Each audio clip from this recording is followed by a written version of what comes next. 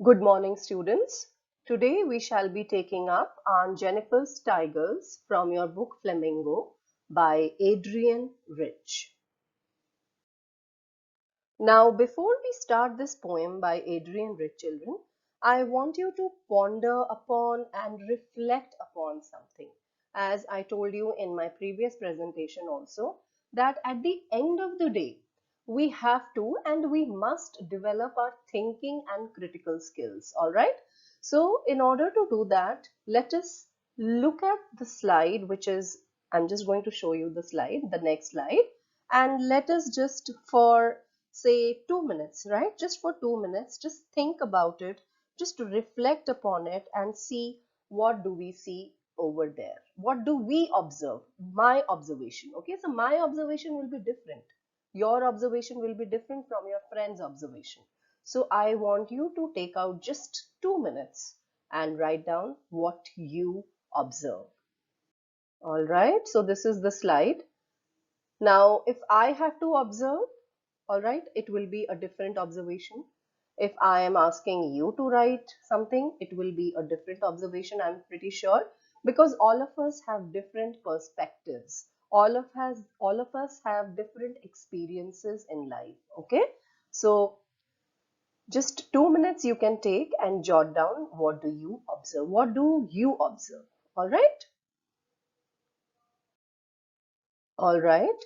Now, before I tell you about Adrienne Rich, this is a quote by her which I would like to read. Responsibility to yourself means refusing to let others do your thinking, talking, and naming for you. It means learning to respect and use your own brains and instincts, hence grappling with hard work. All right. So try to interpret this quote by Adrienne Rich. Adrienne Rich, I will just show you how she looked like in the next slide. This is Adrienne Rich, children. Adrienne Rich was an American poet, essayist, and feminist. All right. And she was highly influential. Her earliest works include A Change of World. All right. As I told you, she is an American poet, was an American poet. She basically died in children 2012. She was born in 1929 and she died in 2012. She was born in Baltimore, it is in USA. She is widely known for her involvement in the contemporary women's movement as a poet and a theorist. A strong resistance we see to racism and militarism in her work. Okay, so a strong resistance to racism and militarism echoes through her work. And you know what she was, her opinion was, as this is something which I really like about her opinion about poems. She said poems are like dreams. In them you put what you don't know you know. All right, I'm repeating this statement.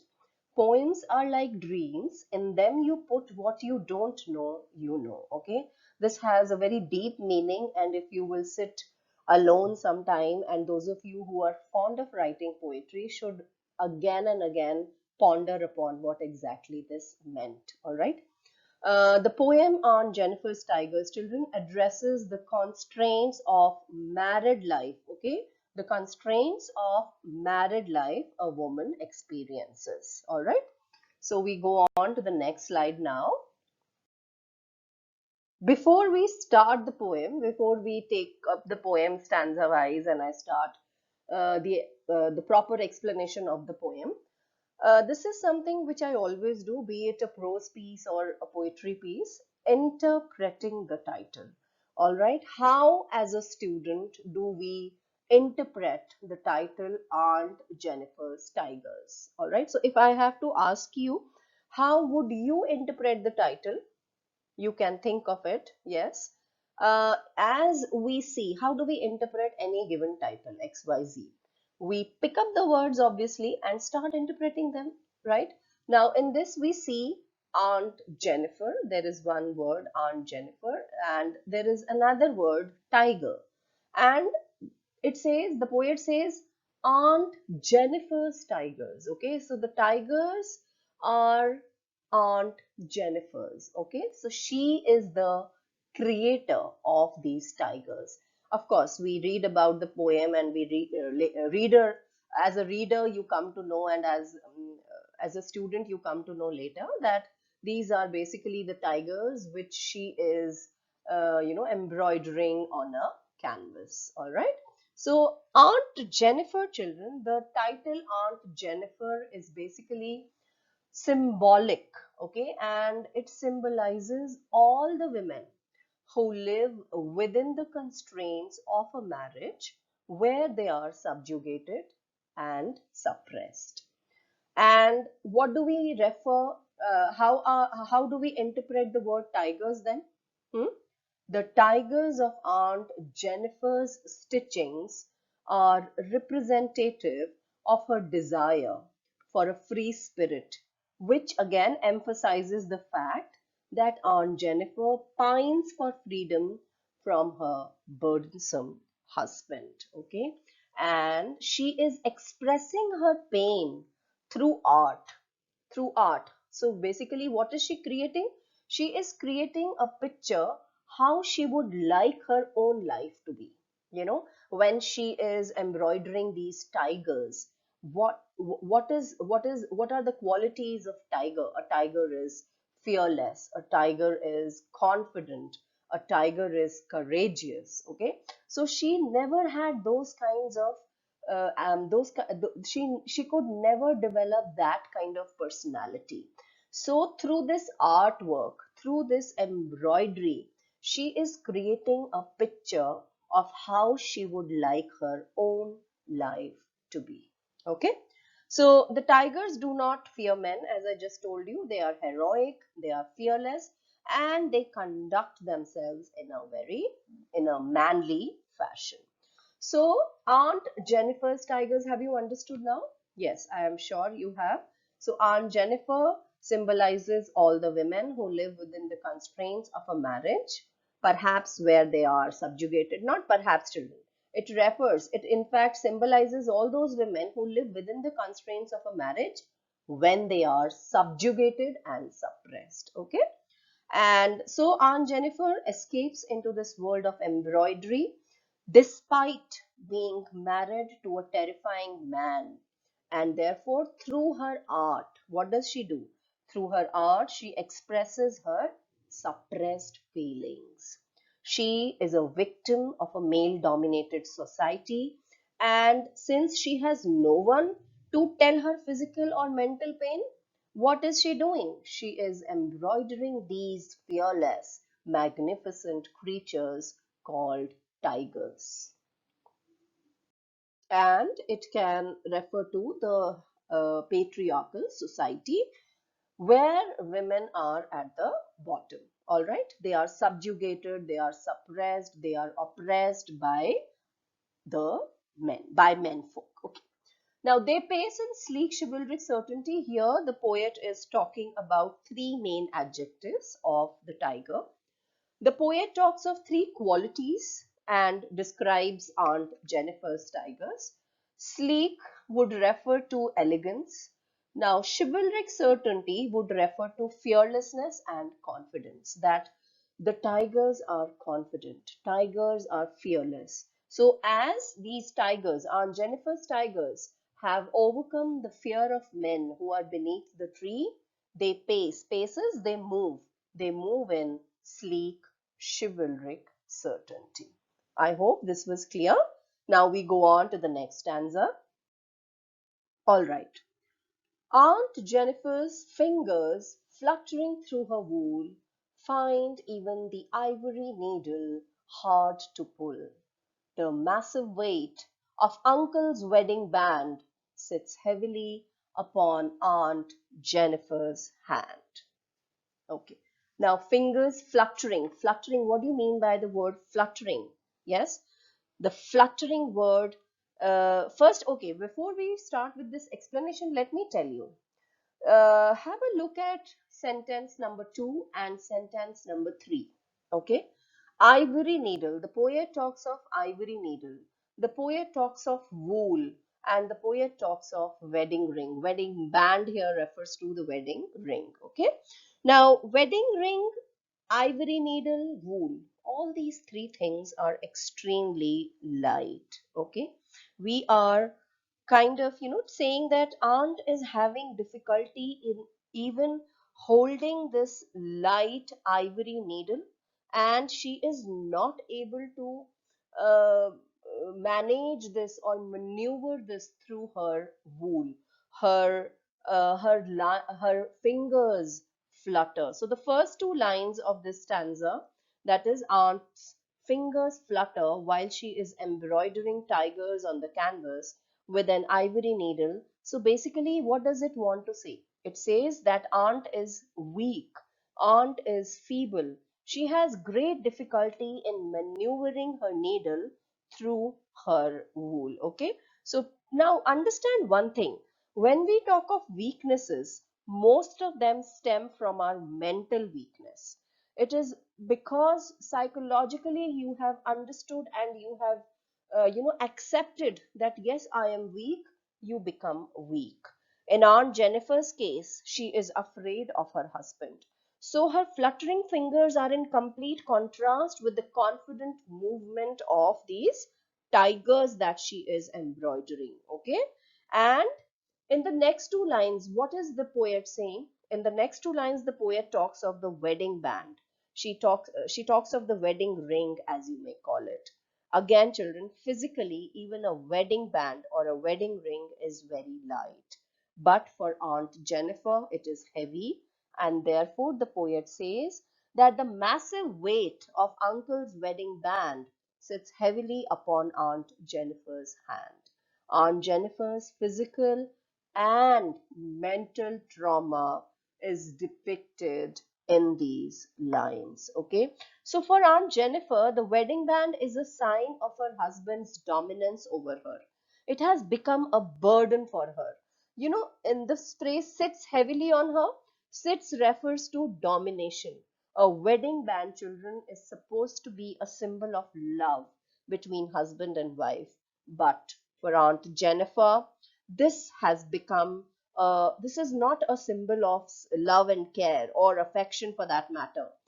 In fact, on the contrary, it has become a sign of suppression and burden, because this wedding band reminds her of her bondage. Okay, just like a rope binds a person, in Aunt Jennifer's case, her wedding band has caged her, and it has caged her and captured her, caged her constantly, and it therefore constantly reminds her of her slavery. And that is why when she moves her fingers to continue her embroidery, they flutter, because her inner free spirit has been imprisoned by the male dominated society. I hope I was able to clarify each and everything in this stanza as well. All right. Now we go on to the last stanza of the poem, that is the third stanza. When aunt is dead, her terrified hands will lie, still ringed with ordeals she was mastered by. The tigers in the panel that she made will go on prancing, proud and unafraid. All right. So first, let us quickly discuss the transferred epithet and alliteration in this particular stanza. Now, transferred epithet, we have discussed transferred epithet in various poems in class 11 as well in class 12. So, transferred epithet, epithet, the word epithet stands for adjective, and obviously it is transferred from one noun to another. Yes, when we are talking of terrified hands, actually we are not just talking of the hands that are terrified, it's the complete woman. Yes, it's terrified woman basically we are talking of. And who is this woman? It is Aunt Jennifer. All right, so this stanza, children, speaks about Aunt Jennifer's death, that even her death could not free her from the ordeals that she went through over these years of her married life. Now, terrified hands, I have just explained to you that her husband must have been so abusive that she will be terrified of him even after her death. Ordeals. What is ordeal? Ordeal refers to struggles, bitter, hard experiences of her married life. Okay. And the word ringed here, children, it indicates, it has two meanings here. Okay. Ring that she is wearing, that the literal meaning is that the ring that she is wearing, and it indicates not only the ring that sits heavily on her hand, but also it refers to the kind of difficulties that surrounded her during this unhappy married life of hers. So she expresses her wish to lead a fearless and free life, but is overpowered by the dominance of her husband. So she is able to, through her artwork, escape. She is, so her artwork, which was her escape route, or in a way, her inner sense of freedom, will stay forever. So in the last two lines, let us see what does the poet have to say. The tigers in the panel that she made will go on prancing, proud and unafraid. So on the contrary, Aunt Jennifer has lost her identity because she obeyed her husband unquestionably. Yes. So even when she dies, she would be terrified of her husband. Okay. So she would be terrified of her husband because of the ordeals that she had to go through throughout his this unhappy married life. So her death symbolizes the complete submission to the dominance that she faced. Okay, so there is a lot of symbolism, and symbolism is another poetic device that is constantly used in this particular poem. Right from the title and till her death, children, we have a lot of symbolism in this particular poem. So Aunt Jennifer, children, led a subjugated life. Even in death, she is expected to conform to the patriarchal society in which she lives. The wedding band around her finger symbolizes the weight she must bear, whether she is dead or alive. She controlled and created tigers through her needle. Okay, she was the creator. She was the one who was controlling these tigers. She was the one who was the creator of these tigers through her needle. Society and gender roles created and controlled her in life and death. So she created these magnificent tigers, but she was controlled by the society. Okay. And towards the end, the poet, as I just said, says that the tigers seem to have strengthened. After her death, tigers will live on.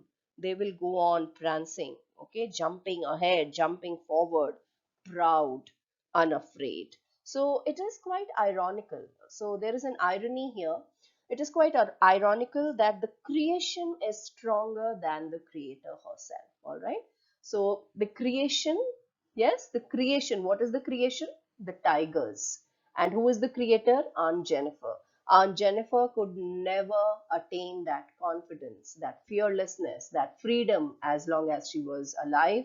And even in her death, yes, even in her death, she was not able to get rid of that.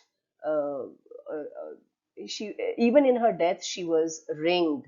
She was ringed with those ordeals. Okay, so she still ringed with ordeals. She was mastered by the tigers in the panel that she made will go on prancing, proud and unafraid. All right. So with that, we come to an end of our. All right, now let us quickly revisit these symbols that have been again and again used in the poem, children.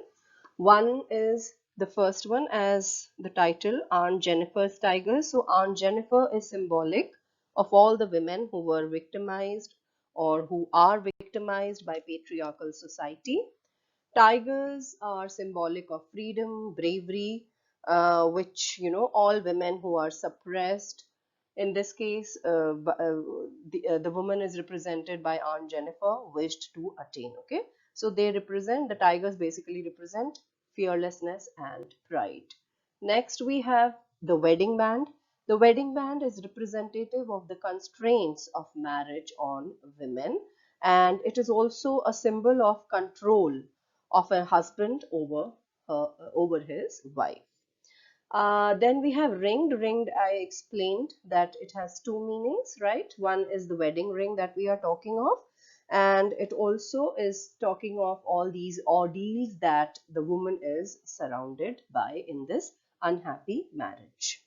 Next is ivory needle. Ivory needle is symbolic of male dominance over nature.